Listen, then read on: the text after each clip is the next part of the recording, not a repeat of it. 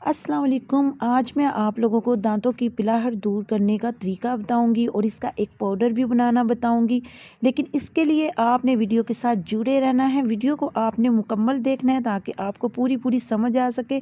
जिन लोगों के दांत पीले हैं और वो सफ़ेद नहीं हो रहे, ये रेमेडी उन लोगों के लिए ही है। तो ये उनके लिए एक तोहफ़ा है। तो सबसे पहले इधर मैंने ले लिया है सुहागा। ये किसी भी पंसार शॉप से आपको ईज़िली मिल जाता है। ठीक है, अब हमने इसका बारीक पाउडर बनाना है। चाहे तो आप इसको कूट लें, चाहे तो फिर आप इसको ग्राइंडर में डाल के ना बारीक पाउडर बना लें। बारीक पाउडर हमने क्यों बनाना है, ताकि जब हम इसको अपने दांतों पे अप्लाई करें तो हमारे मसूड़ों से खून बिल्कुल भी ना निकले। ठीक है, तो जिन लोगों के दांत ख़राब हैं या दर्द होते हैं, ये उन लोगों के लिए भी है।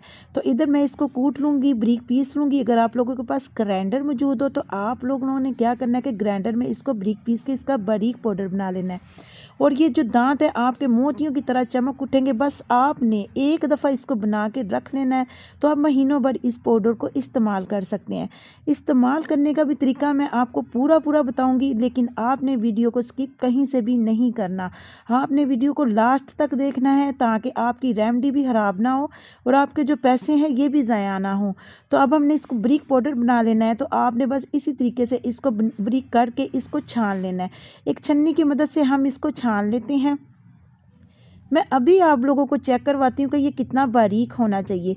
अच्छा, वीडियो इधर ही ख़त्म नहीं हुई, आपने वीडियो को स्किप नहीं करना। अभी इसमें 1 से 2 चीज़ें और मिलाएंगे और इसको मैं महफूज करने का तरीका भी बताऊंगी, इस्तेमाल का भी तरीका बताऊंगी। आपने वीडियो के साथ जुड़े रहना है।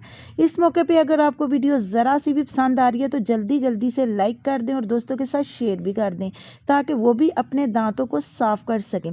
तो ये देखिए, जो बारीक पाउडर बन चुका है इसको मैंने छान लिया। तो सबसे पहले अब हम इसमें डालेंगे नमक, और ये है मेरे पास मीठा सोडा। ये तकरीबन हमने इधर लिया है 1 टीस्पून। और जो नमक है ना वो हमने थोड़ा सा इसमें ऐड किया है। नमक कौन सा है जो हम रूटीन में अपनी हंडिया में नमक डालते हैं ना, ये बस वही वाला नमक है।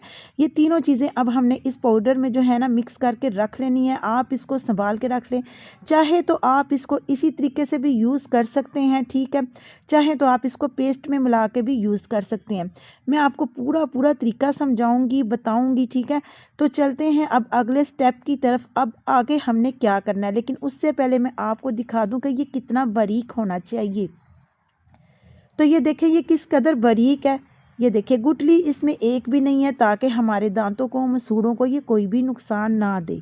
ठीक हो गया। चले जी, अगला स्टेप स्टार्ट कर लेते हैं। अब हमने क्या करना है कि एक हमने पेस्ट लेनी है। पेस्ट जो भी आप लोग यूज़ करते हो ना घर में, आपने वही ले लेनी है। हम जो यूज़ करते हैं वो हम आपको दिखा देते हैं। इसके अलावा आपने क्या करना है कि अगर आप इसको इसी तरीके से करना चाहते हैं तो आप इसको हफ्ते में 1 से 2 बार इसी तरीके से रात को सोने से पहले थोड़ा सा ये पाउडर लेके अपने दांतों पे करके मंजन की तरह इसको यूज़ कर सकते हैं। उसके बाद आपने कुली कर लेनी है और ऊपर से खाना पीना कुछ भी नहीं है, ठीक है। तो इधर मैं पेस्ट ले रही हूँ और एक चुटकी बस मैंने इसमें ये डाल देनी है जो हमने ये पाउडर तैयार किया है। इसके बाद हमने ब्रश से इसको अच्छी तरह से मिक्स कर लेना है। मिक्स करने के बाद इससे हमने अपने दांतों को साफ़ कर लेना है, लेकिन ये काम हमने रात को सोने से पहले करना है।